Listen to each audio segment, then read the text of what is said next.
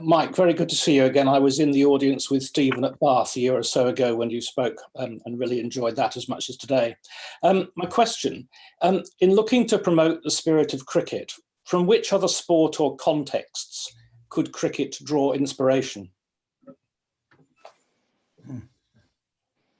I suppose I'd mentioned golf, and I suppose that what you do, there's no umpire on the whole, and there's no observing what you do. And Stephen told me an example of someone he'd seen on television helping his partner find his lost ball. His opponent. I mean, his opponent, sorry. The man he was going around with, but his opponent, and found it just in time for him to not lose the penalty strokes. So I suppose there's something from golf. I don't know about that question. There's plenty of things we should not learn from. The professional foul and the way it's talked about is always shocks me. It wasn't worth it. He took a foul. He took a red or a yellow card for the team. It's like Himmler saying to the SS, "You're going to have to do things that are unpleasant on behalf of the Nazi Party and the German people at the time." I mean, it's shocking. Not as shocking as that, but it's shocking. Thank you. The next question is from Annie Chave. Annie, if you can unmute yourself. I think I've done it. Have I done it? Yes. Hello, Mike, and hello, Stephen. Nice to see you both. Okay, do you think that the advancement of the short format, where the possibility of draw is taken out of the equation, is making the game into a win-lose scenario, and the spirit of cricket is inevitably getting lost a little bit? Or am I just a romantic and I like to think of the long format being the pure game? I like to think of it too, by the way. and you know, you get a match like this one that's just finished today in Australia, where India batted, even though Rahan got out straight away, and everyone would have thought they would have been lost by tea time. They stayed in and, you know, lived to fight another day in the series. And the draw is a good thing, that if you can't win in life, can you make the best of the situation and not give up, and you know, and stubbornly perhaps resist. And those are different qualities from the sort of gung-ho going for a win, etc. But they're very important, and they're human qualities. And it's one of the rare things. I mean, there are draws in football, but those are draws that could be changed by one ball, whereas draws in cricket can be extremely tedious. Well, exactly. I mean, I've had experiences where I'm going away after a really exciting draw, and some players are saying, "Oh, all that time we spent in the field, and we just ended up with a draw." You know, and it kind of loses the romance of the game to me. Yes. That sort of feeling. And the range. I mean, I have nothing against limited overs cricket. You know, I like it, provided it doesn't shove out the main game as I see it. Something else I think I was going to say, but it's gone from my head. But I'm not sure. Yes, I know. I'm not sure how much short cricket has made the game, the behaviour less good. Certainly, the excitement is more. The kind of speed of reaction is quicker. You know, you have to, if you're captain, for example, you have to take somebody off after 1 over, or take them off after 2 overs. You have to change your field from, you know, all on the leg side to many on the off side. You know, you have to do all sorts of things very quickly.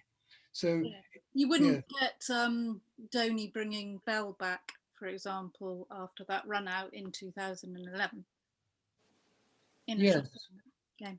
Because you wouldn't it only happened because there was a tea interval as it happened. Yeah.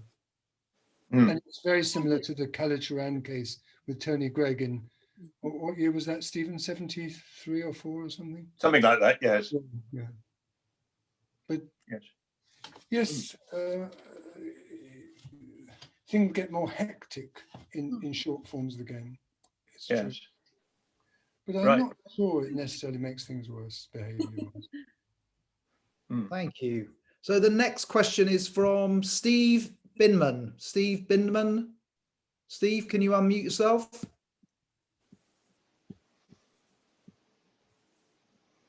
Steve there.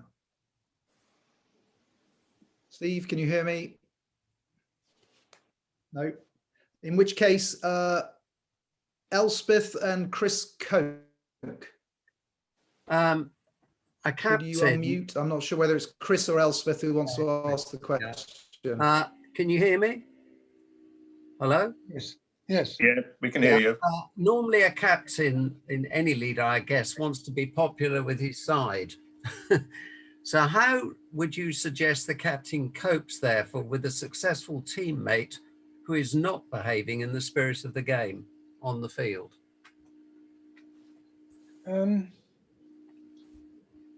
One thing about being the captain of a team or a leader is you have to accept that you can't do everything that keeps you popular. Of course, you want to be reasonably popular, but you're going to have to say things to people in various ways that they don't want to hear. And I think the example, the sort of that you delineate is a typical one. You have to be perfectly frank with the person. If you think he's gone or she's gone beyond the pale or beyond what's reasonable, you at least have to raise it with him and possibly have to say, I don't want any more of that ever again. But at least, and you might get, as I've said in some of the examples I've given, you might get someone to come around to your point of view, to agree. I'm sorry, I was over the top. I got overexcited, or I went too far. And then you get a sort of an ordinary apology, and you get a sort of sense of, I'll try not to do that again. So you have to be willing to confront people. Thank you. So I suppose in the longer term, that may accrue to the respect you're held in the team, because people don't only want popular captains or leaders. Thank you. I'm going to try Steve Binderman again. Steve, if you could unmute yourself, I think you're there.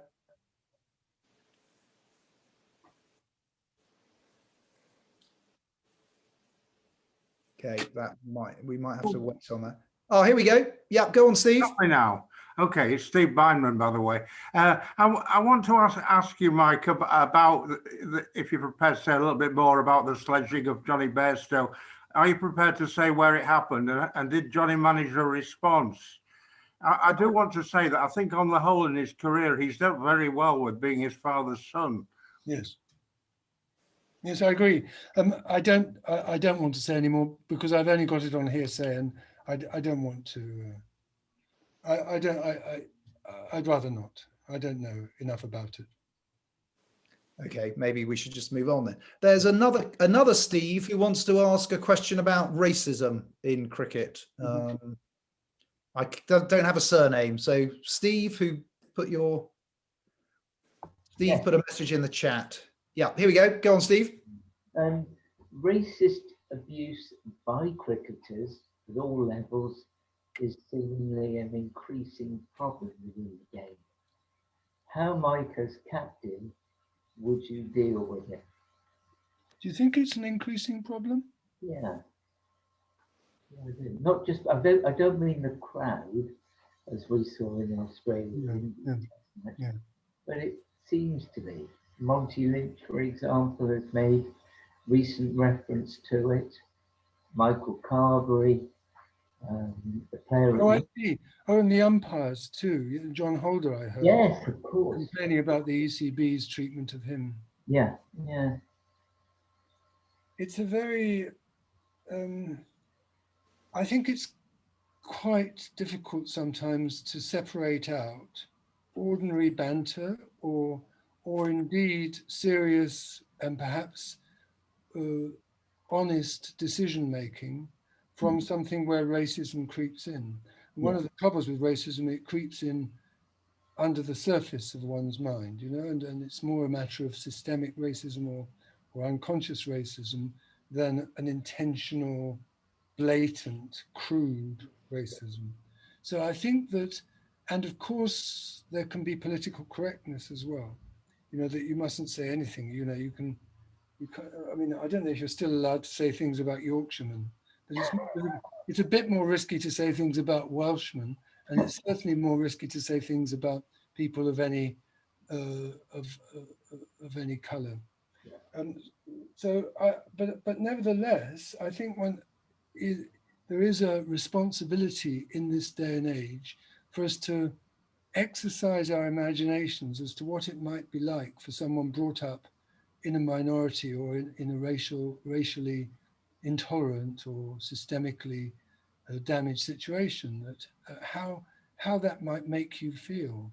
And, you know, and I think that the first responsibility is not to stand by and stay quiet, as it were, neutral, is to speak up for it too, and to have a bit of courage to do that.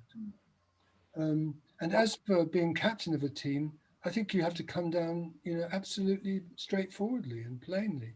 I think the truth is very often can be restorative, by the way. Truthfulness, I don't mean the truth in some big T, but truthfulness can be a good thing, both for the team and for the leader and for the person concerned. And people can sometimes, as I say, hear it. Not necessarily, but they can sometimes. Okay. Next up is Raf Nicholson, and Chris Barron, I can see your hand up, so maybe we'll come to you after Raf. Hi, Mike. I've just finished your book and really enjoyed it, so thank you so much. I was really interested in what you said about kind of winding up fast bowlers by telling them that they're bowling like old women. I just wondered if you could comment a little bit more about kind of conceptions of masculinity when you were playing the game, and the extent to which you think that changing has had a positive impact on cricket overall as a sport, because it's just really interesting. Thank you for that question, and I think it's very good that it comes. And I think that one of the best things that's been done in cricket in the last 20 years, 30 years maybe, is the popularity, the increased coverage of, the interest in women's cricket, and indeed, though this is a very different thing, disabled cricket, by the way, as another sort of area where there has been prejudice or lack of interest. And it wasn't so much prejudice as lack of interest, I think, in my day. And the fact that it didn't seem, there seemed to be not much of it around, and women's cricket, I mean. And I think as for masculinity, it's a very interesting question. I think one of the things that we're growing up to be better at is to be aware of our not being, you know,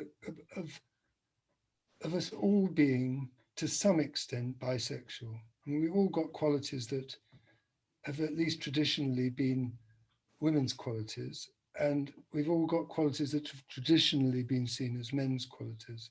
And how much this is inborn and how much it's cultural, I don't actually know how to answer that question, but certainly a lot of it is cultural. And so I think it's, you know, it's very good that I can't so easily talk about my grandmother or a masculinity as I used to be able to.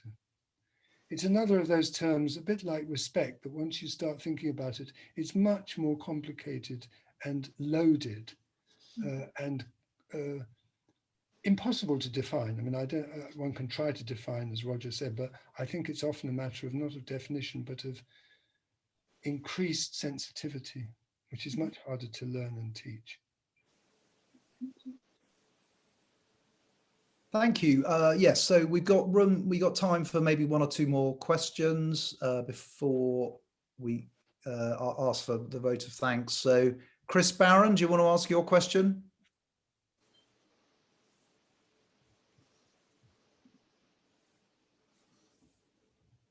Chris, you'll need to unmute. Right. Sorry, I thought I had done. Go ahead. Okay. Good afternoon.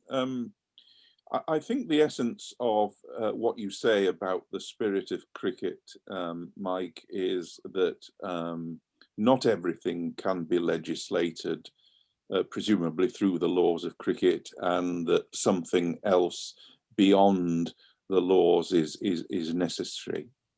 On the other hand, someone like Michael Atherton has been a long-term skeptic of the whole business of having this preamble, and has consistently, I think, over the years has written as only he can in quite an eloquent way, and explained why he doesn't think that it's either effective or even necessary. And so I just wonder, what would you say to Michael Atherton, as also a former captain of England, who has that skepticism? What would you say to him in favour of the need to have the spirit of cricket? Well, I have to say to you, I've said it in the book. That's I mention him quite a few times, and I consider his remark about meaningless guff, he once said it was. I don't agree with him. I agree with him on many things, and I think he's a fine, as you say, eloquent writer, and I very much respect what he does, but I don't agree. And I think he's sort of shifted his position a bit, by the way, as you see in the book, maybe. But as for its effectiveness, I think what it is a sort of nudge. It's like when you're batting with somebody and somebody comes up to you and says, look, you know, I think you're just flirting a bit outside the off stump, or get a bit further towards off stump. Now, it's only useful if it's a nudge. If it becomes a dominating rule, it'll interfere with your batting. But it's possibly effective, and so is a nudge of a moral or emotional kind. You know, play hard but fair, or, you know, aren't you going a bit close to the mark here in the way you talk or the way you're behaving? And the second thing I'd say is more to do with the logic of it, or the understanding of why it has a place. And that is that, and I try to say that in the book too, is that the spirit of cricket is more to do with an orientation towards the game, a disposition, a tendency, an emotional take on things, a sensitivity to what's going on, an openness. It's not so much a matter of do this or don't do that. Those things can be in the laws. And it's sort of having a sort of sense of what's collegial, both with regard to one's own team and with regard to the opposition or the umpires, or indeed the spectators, and the game itself, as Roger spoke of. So I think it's a useful extra, helpful. As Roger also said, different things become problems at different times in history, and one therefore emphasizes the opposition to that at certain times. And I think it's been useful, and I'm in favor of it for those reasons, that it's a bit effective, a nudge here and there, a reminder, and secondly, that it's logically right and there's a place for it. Thank you. I look forward to reading the book, and particularly how you deal with Michael Atherton. Thank you. Okay, thank you. Thanks very much. So one last question I'm going to squeeze in as the umpires move in to take the bails off. Nigel Hancock. Thank you. Thank you, Nick. I'm delighted to be able to ask the last question before Derek Barnard, I think, proposes a vote of thanks on all our behalves. But, you know, my personal thanks to you, Mike, and to Stephen. My question really is about the crowd, the spectator, the audience. We've touched on some aspects of crowd behavior. Mike, you've also talked about the length of the game, the time for reflection that it gives. I'm sure I'm not alone in enjoying going to a sport where you can actually sit with members who are following the other team or following no team. One of my best days in Test cricket was in Kolkata a few years ago, when I sat next to a local who'd been to, I think, each Test match there for about the previous 40 years. And it was a fascinating day. Yeah. In one of your chapters, chapter 10, you talk about sort of the responsibilities of people beyond players, administrators, captains, etc. Everyone from the groundsman sideways, I think. But in about 3 pages, you sort of downplay the role that individual followers, the crowd, the spectators have. There are about 200 of us here who I think are, in your definition, involved in cricket in quite clearly. And I just wondered why you sort of downplayed that, and whether on reflection you think we do have a greater role in respect of the spirit of cricket, respect, or whatever words might be used. I wasn't aware I had downplayed it, but certainly I speak about the Coley incidents, which I mentioned earlier, and I speak about, I think I was thinking, maybe I do. I was also thinking about how answerable people are for what goes on, and I was thinking of how much stake they have in the game, you know, and someone who's a member has more responsibility, I think, than somebody who isn't, because they're already relying on the support of the club and the game itself. Somebody who drops in for an occasional visit is a bit different. So perhaps I do underplay the mass impact of the crowd and the mass input of the crowd, you know, which can be, as you say, as you imply, it can be benevolent, it can be engaged, it can be appreciative. I do talk about the way the crowd, I do talk about the way the crowd became more unpleasant, and I don't like it. You know, I talk about that time where the England players complained because at Melbourne, people were banging beer cans on the stone cans to protest against slow play. So I do talk about the crowd as well, and the bad effects they can have.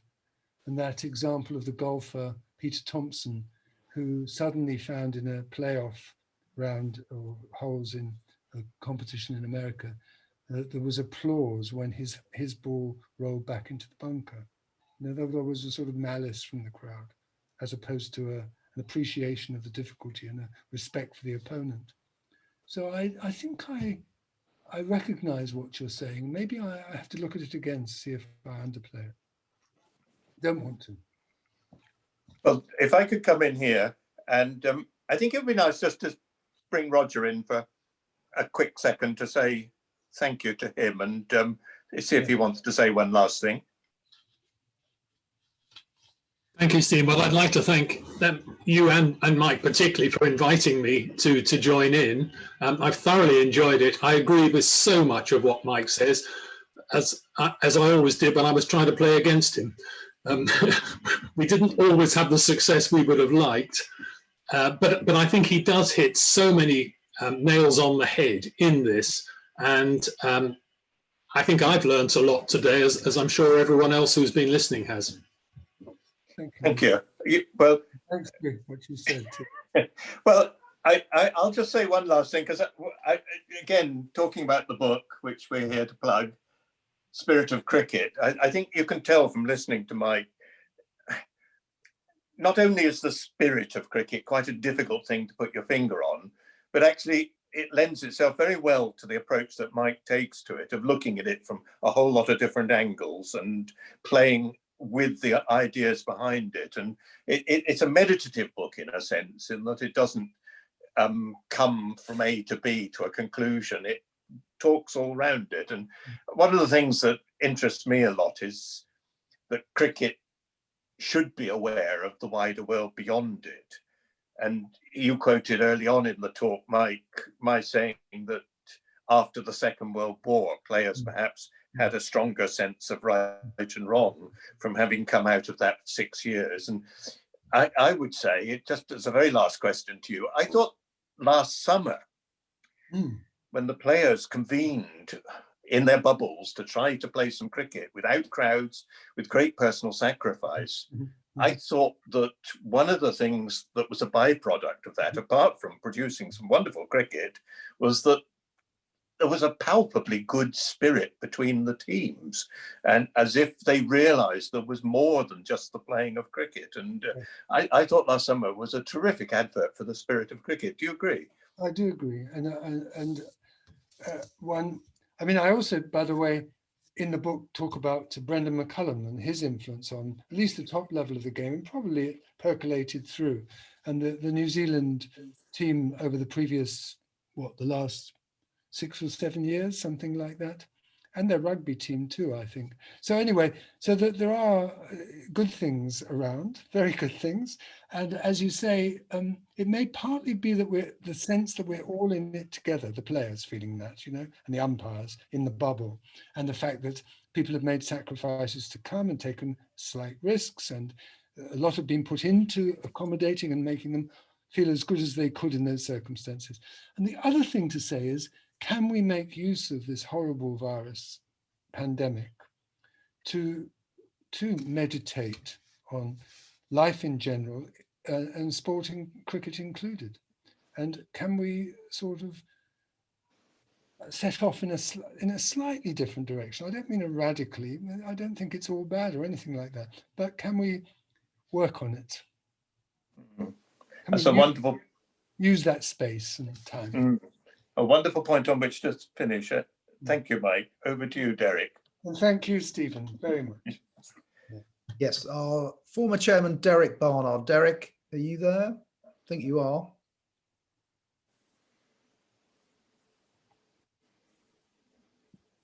Can you hear me, Nick? Yes, we can. Right, well, I'd like to thank you, Nick, for once again organising this session. You've been doing very well. Keep up the good work. Stephen, your impeccable confidence in interviewing has been amply illustrated once again. Well done. And to Michael Brearley, 455 first-class matches, and he actually handled people like Edmonds in the Middlesex team and got them to succeed. That must be something about what a captain does and what spirit he's got. I feel, Michael, that this afternoon has been nearly as good as that wonderful day I met you in Glasgow University about 6 or 7 years ago when we had a teaching for a weekend about, of course, CLR James. Oh, yes, indeed. Yeah, you remember that? Yes, indeed. What I can say to you is I think that we all who are 168 this afternoon must thank you for probably one of the most defining moments in our cricket careers, and that is, of course, 1981 and getting Botham to change ends, or was it Willis? One of the two. And how did you do it? That would be a topic, I think, for another hour's conversation. Michael, thank you very much indeed for the afternoon, which I'm sure everyone has really enjoyed. Thank you so much. Thank you very much.